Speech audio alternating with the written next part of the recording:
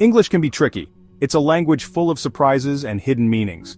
One of the most fascinating aspects of English is its use of idioms. These are expressions that don't mean what they literally say. For example, if someone says, "It's raining cats and dogs," they don't mean that animals are falling from the sky. These are called idioms. Idioms add color and fun to language. They make conversations more lively and interesting. Imagine a world where everyone spoke in plain, literal terms all the time. It would be quite dull, wouldn't it? But idioms can also be confusing, especially for English learners. When you're just starting to learn the language, hearing phrases like kick the bucket or spill the beans can leave you scratching your head. What do these phrases mean and why do people use them? Imagine someone saying, "break a leg," before a performance. At first glance, it sounds like they're wishing you harm. But in reality, it's a way of saying good luck in the world of theater. This is a perfect example of how idioms work. You wouldn't actually want to break your leg, right? The phrase break a leg is an idiom that has a hidden meaning. It's a way of wishing someone success without actually saying it directly.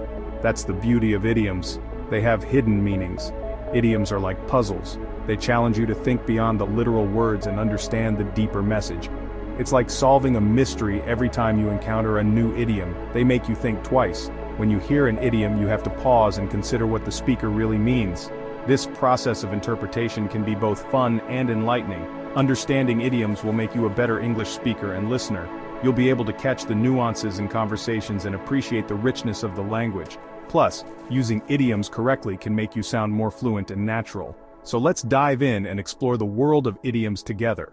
We'll uncover the meanings behind these quirky phrases and learn how to use them in everyday conversations. Get ready for a fun and educational journey into the heart of the English language. The key to understanding idioms is knowing the difference between literal and figurative language. Literal language is direct and straightforward, meaning exactly what it says without any hidden meanings or interpretations.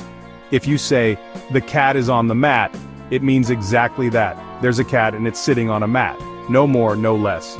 Figurative language, on the other hand, is a whole different ballgame. Figurative language uses words in a creative, imaginative way to convey meanings that go beyond the literal definitions of the words. It's like painting a picture with words, allowing for more expressive and nuanced communication. Idioms are a type of figurative language. They are phrases or expressions that have a figurative meaning different from the literal meaning of the individual words. They often reflect cultural nuances and historical contexts. For example, spill the tea doesn't involve actual tea. It's a modern idiom that means to gossip or share juicy information. Imagine friends sitting in a cafe, eagerly sharing the latest news and secrets. When someone says, "spill the tea," they're inviting you to share the latest gossip or interesting tidbits. It can be confusing if you're not familiar with the idiom, but that's part of the charm and fun of learning them. But that's what makes it fun. Idioms add color and personality to our conversations. They can make our speech more engaging and lively. Remember, context is key when it comes to understanding idioms. Pay attention to the situation and the speaker's tone to understand the intended meaning of an idiom. The context in which an idiom is used can provide important clues about its meaning. Listen carefully to the speaker's tone, observe their body language, and consider the overall situation. This will help you grasp the figurative meaning behind the words. Learning idioms can be a delightful journey into the richness of a language. It opens up new ways of expressing ideas and emotions, making communication more vibrant and interesting. So the next time you come across an idiom, don't take it literally. Embrace the figurative meaning and enjoy the creativity it brings to language.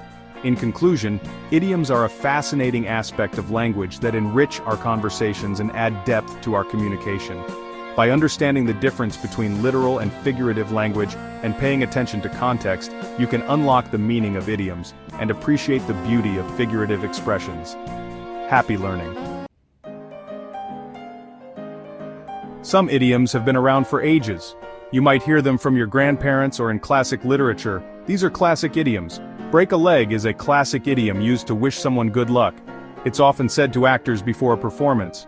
Another example is hit the nail on the head. This means to be exactly right about something. These classic idioms are still widely used today.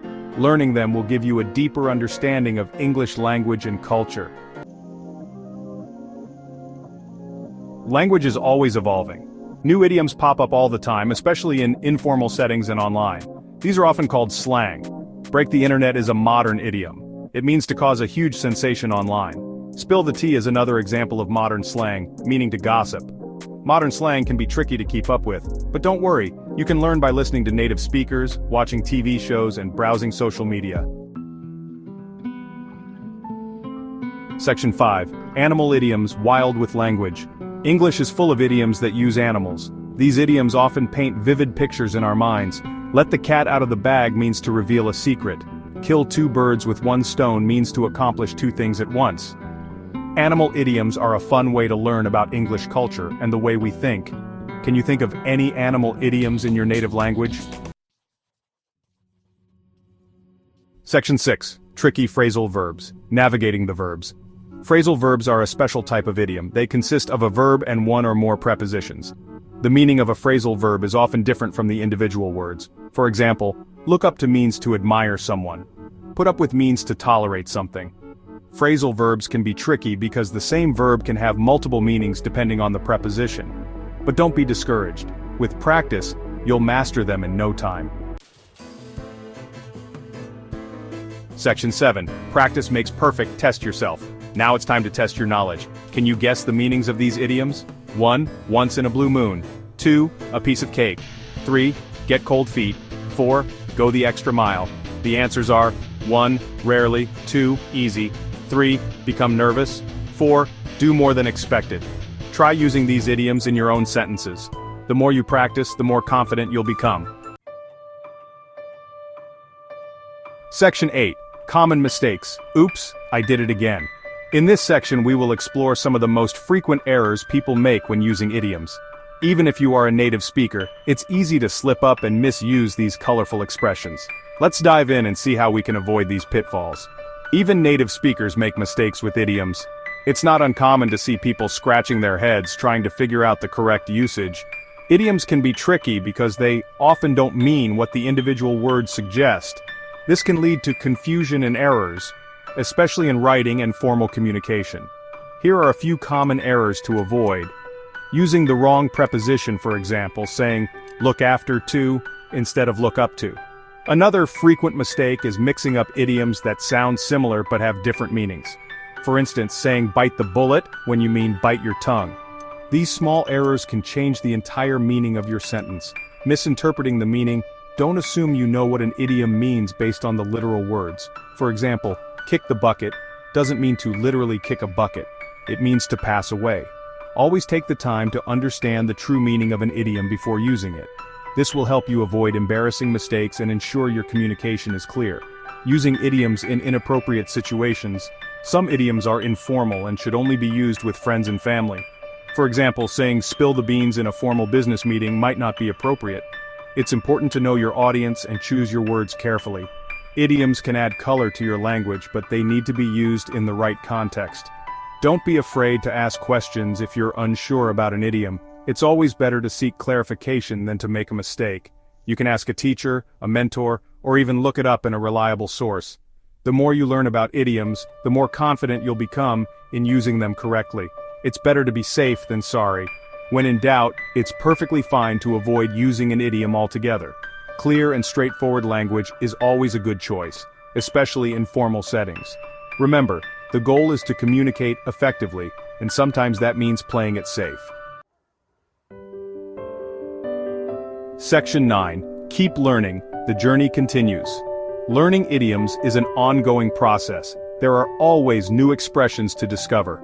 The best way to learn is to immerse yourself in the English language. Read books, watch movies, listen to music, and talk to native speakers. The more you practice, the more natural using idioms will become. Remember, learning a language should be fun. Embrace the challenge and enjoy the journey.